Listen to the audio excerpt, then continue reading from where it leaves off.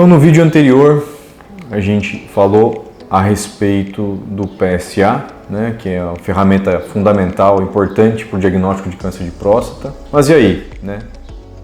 Tive o diagnóstico de câncer de próstata. Diante desse diagnóstico, quais são as possibilidades de tratamento?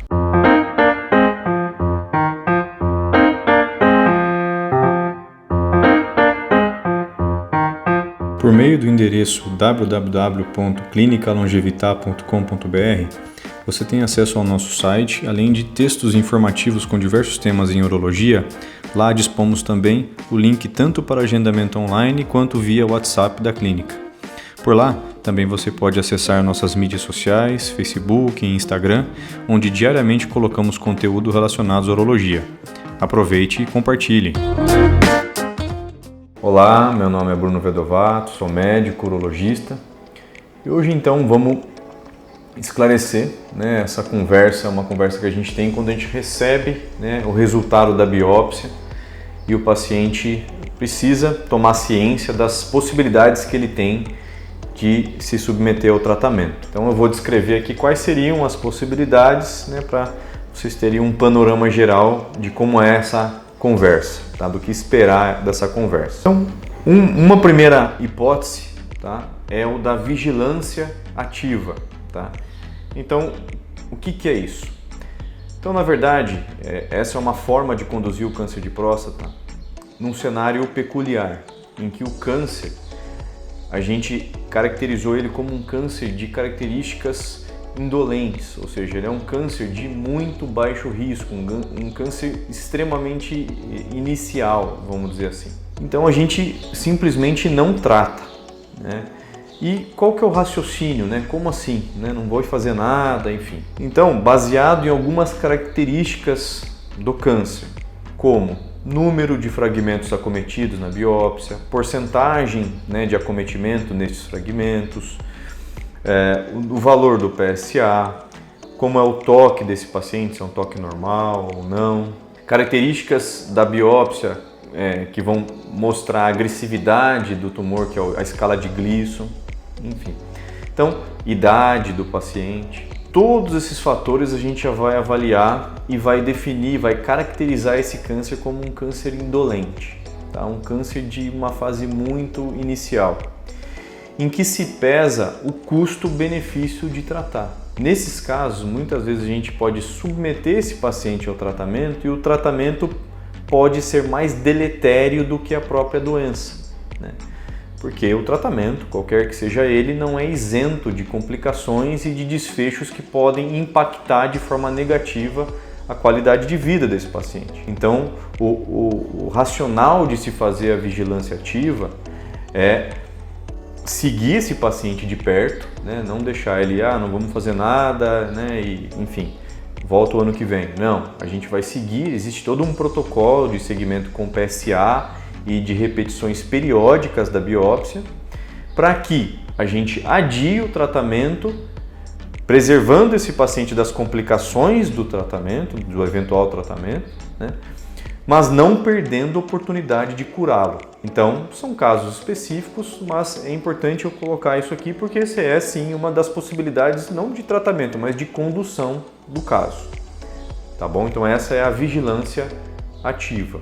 A outra opção é o tratamento cirúrgico, né? Ir lá e fazer a retirada, a exérese, né? A extirpação cirúrgica da próstata mais as vesículas seminais, que é uma glândula ali, uma estrutura que fica próximo ali da próstata e que é onde se armazena ali o esperma, né? Que fica em íntimo contato com a próstata. E o tratamento cirúrgico, ele pode ser feito, existem 4 formas, né? Existe a via perineal, em que se faz pelo períneo, né? Pela região ali entre o escroto e o ânus, tá? Também em poucos centros é realizada e também em casos com indicações específicas. Existe a forma convencional ou aberta, né, em que se faz por corte mesmo, e a via videolaparoscópica e a robótica ou assistida por robô, que são as vias minimamente invasivas. Então aqui o que a gente costuma expor e explicar para o paciente é que na verdade a cirurgia vai ser a mesma, né? Ela vai cumprir os mesmos passos, vai retirar, né, vai extrair as mesmas estruturas, tá? A única diferença é a via pelo qual isso vai ser realizado, tá certo?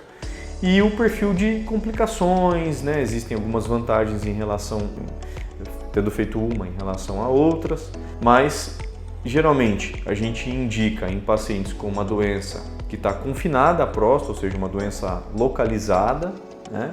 Via de regra, existem algumas exceções, mas vamos ficar aqui na regra, tá? E é uma das opções de pacientes que, né, pelo seu estado clínico, tem condições de serem submetidos a um procedimento cirúrgico aí de médio, grande porte. Então, é um procedimento seguro, amplamente realizado, tá? E que tem ótimos resultados do ponto de vista oncológico, né, em tratar a doença, em curar o paciente, tá? Desde que a doença seja diagnosticada numa fase precoce. Então, essa é uma outra opção. A gente pode, num outro vídeo, esmiuçar os detalhes, as vantagens de uma em relação à outra, mas essa também é uma das possibilidades de tratamento.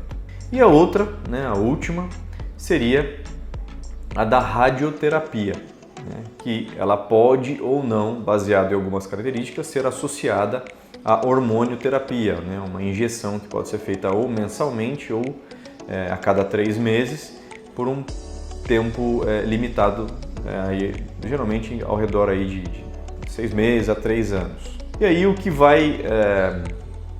a gente às vezes expõe para o paciente é o perfil de complicações, né? E a forma como o pós-operatório pode evoluir baseado em cada uma dessas opções. Então, na cirurgia, geralmente a gente vê o PSA, que seria o parâmetro de cura de segmento, ficando praticamente em níveis indetectáveis a partir do primeiro mês após a cirurgia, né? Isso é o que difere da radioterapia, em que esses valores, pelo fato de ser um processo mais gradativo, que a radiação vai queimar a próstata, esse PSA ele pode oscilar por até 1 ano e meio até chegar no seu menor valor possível, né, que a gente chama de PSA nadir, que é o que vai servir de parâmetro para o segmento desse paciente. E a questão do perfil de complicações relacionadas à parte funcional, né? Então existe o risco de incontinência, que pode existir em ambas as opções, e o risco de impotência, né, de disfunção erétil, que também pode acontecer em ambas as opções. E na radioterapia tem uma questão que é